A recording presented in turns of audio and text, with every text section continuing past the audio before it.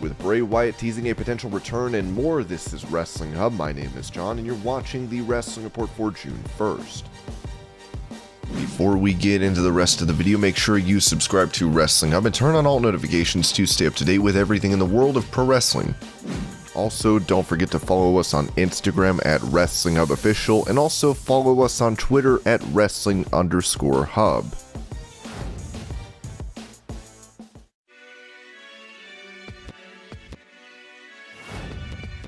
NXT is apparently going to be holding multiple TV tapings, as PW Insider reported. At last night's WWE NXT TV taping, it was announced that they would be taping both Tuesday and Wednesday this coming week at the WWE Performance Center. The Tuesday, June 21st episode on the USA Network will be pre-taped. We are told they will be back on Live Weekly on Tuesdays following that 1 week.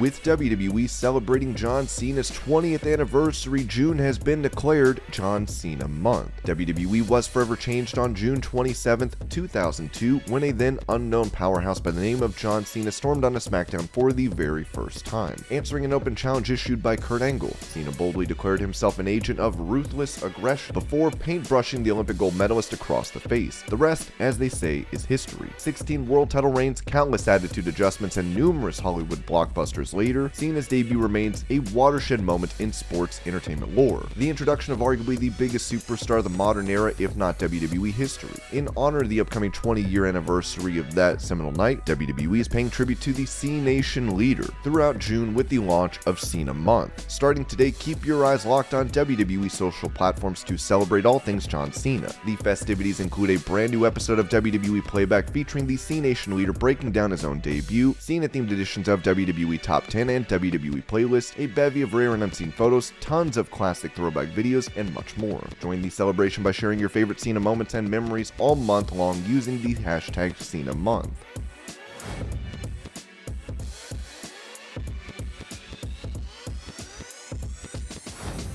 Talking about the upcoming AEW video game, Tony Khan told the Corner podcast that they are still adding recent signees to the game. I'm not going to put an exact date on it, but we've put a lot of time and effort into the development of this game. It's going to be great. A lot of great stars of AEW are in it, and a number of people who've come in, even in the past year, will be featured in that game. And a lot of big stars have come in the past year, and we've added some stars along the way that I think are really important to get in the game for everybody. So we'll have a great roster when we launch, and then we'll still be able to add people through DLC as we go, but making sure we get the best possible roster when we start. We've signed so many wrestlers in the last year, especially in the recent months. We may not be able to get every single person in, but people that have signed pretty recently, we're still trying to get some of the biggest names in because we think that's the best chance for the launch of the game, is to have some of the biggest stars in the world of wrestling in the game. And we already had a lot of them, and we're adding more.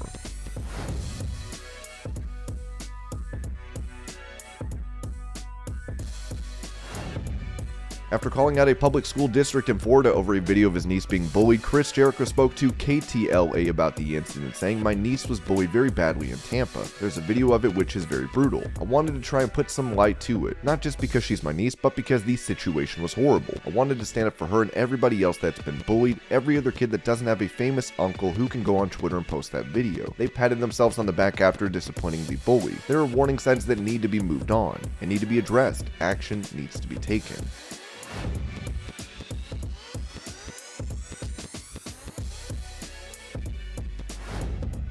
With the WWE Women's Tag Team titles vacant, the company is reportedly looking into a tournament to crown new champions. While it was said that the plans for the tournament are dead in the water by Meltzer, Ringside News provided an update writing, it was reported yesterday that WWE's plan for a Women's Tag Team title tournament is dead. False. We were told that there is a plan, but it just hasn't been discussed with Meltzer by anyone who knows the plans.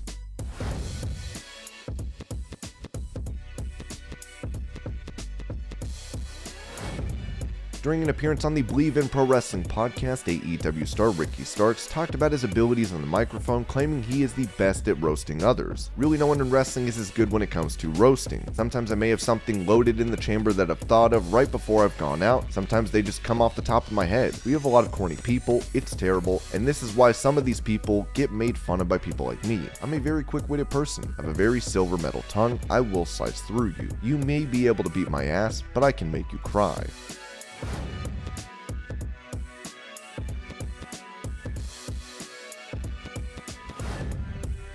With AEW star MJF teasing a move to WWE, Wade Keller of PW Torch reported that the treatment of Cody Rhodes could play a factor in him jumping ship. A source within WWE with knowledge of MJF's stature among top WWE management indicates MJF is coveted and would likely be given a lucrative contract offer. In fact, it's more than one source giving me information that with a big overlap on this. More than one source says that the treatment Cody has received by WWE on and off air has given MJF a good impression of how he'd be featured in WWE if he were to make the jump. In other words, if Cody was buried or was given promises that were kept, maybe MJF would be handling this differently. Keller even pointed out that WWE would be willing to look past MJF's backstage issues in AEW. One source in WWE told me that MJF is seen as such a commodity that his recent and tractable behavior on and off air with AEW wouldn't deter Vince McMahon from making him a lucrative offer. Although a falling out with AEW could take away considerable leverage for MJF, MJF's value to WWE would remain high. They need people. He's young, he's good, and he'd be paid accordingly regardless of his reputation in AEW. Now maybe that changes a little bit with the headache that Vince McMahon feels Sasha Banks and Naomi put him through, but maybe not. But his reputation in general might take a blow if details about his latest interaction with Khan and AEW reflect poorly on his professionalism.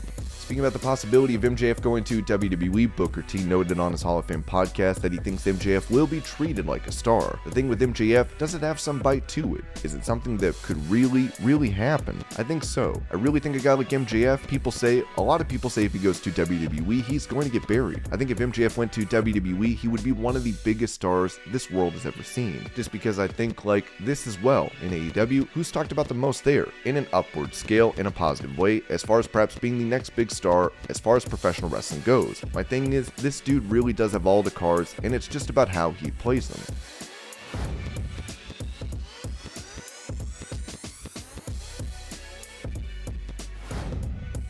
When it comes to the situation surrounding Sasha Banks and Naomi following their walkout on WWE during Monday Night Raw a couple weeks back, Ringside News reported, here's the latest on Sasha Banks and Naomi's WWE contract situation. Take this as you will. We were told that their contracts are a legal situation and are being handled by the lawyers. It was also noted that this is the way it should be. It was previously said on Wrestling Observer Radio that Naomi's WWE deal is expiring soon, and we'll have to see where this all leads.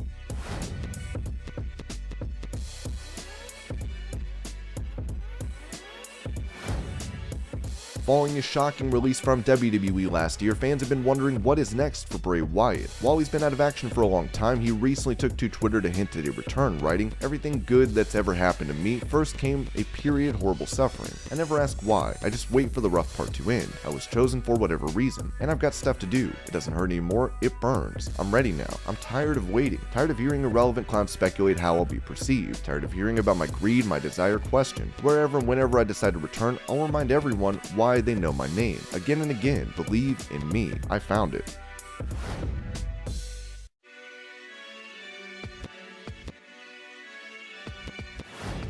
Speaking of Sports Illustrated, Bryan Danielson revealed who he'd like to face from New Japan at the upcoming Forbidden Door event. "I would love to wrestle Okada, but in the back of my mind I'm thinking about Zack Sabre Jr. and wrestling him to see who is the best technical wrestler in the world. We have two very different styles of technical wrestling. We wrestled in 2008, and he was just a kid, and I was super impressed with him then. He's grown into this amazing wrestler, and I don't ever recall seeing anyone wrestle with his technique. There's a ton of guys I'd like to wrestle. You mentioned Okada, and that's a match I really want. I want Ishii. Tanahashi and I wrestled in 2004, but we are totally different people now than we were then. That would be a lot of fun. Shingo and I wrestled in 2010. That would also be a lot of fun. I was hoping to get a match against Kenta in WWE, but it just never happened, and I would love to wrestle him. I'd also love to wrestle Shibata. I'm open to whoever Tony Khan and New Japan want me to go up against."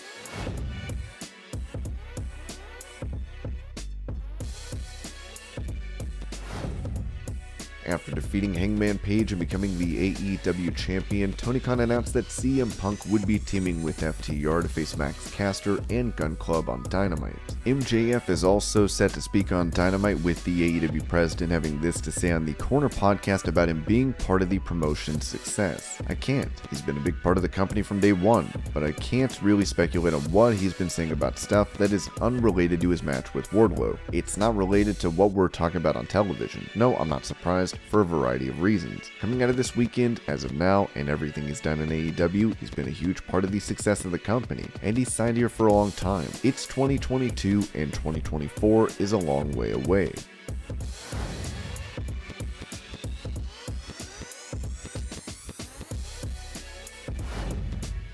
Following the loss of 19 children and 2 adults to a gunman at Robb Elementary in Uvalde, Texas last Tuesday, Bayley posted an emotional message writing, "The tragedy that happened in Uvalde, Texas has been lingering deep in my heart. I have 2 nephews whom I'm very close with, one of them being the exact same age as those innocent children, and it sickens me to imagine what their families are feeling. I lost one of my best friends and her mother in high school to a firearm, and I will never understand them. But as many questions as we have, grief we feel, and prayers we give, I'm trying to find ways to support. If you were able, please visit the official GoFundMe pages, where you can donate to the individual families, or if you were in the Texas area, you can donate blood for the next week or so. I will post both links in the bio. Thank you, and to anyone reading this that has been affected, I'm so sorry. We need change. If anyone has any connection to the school or any of the families, please comment below."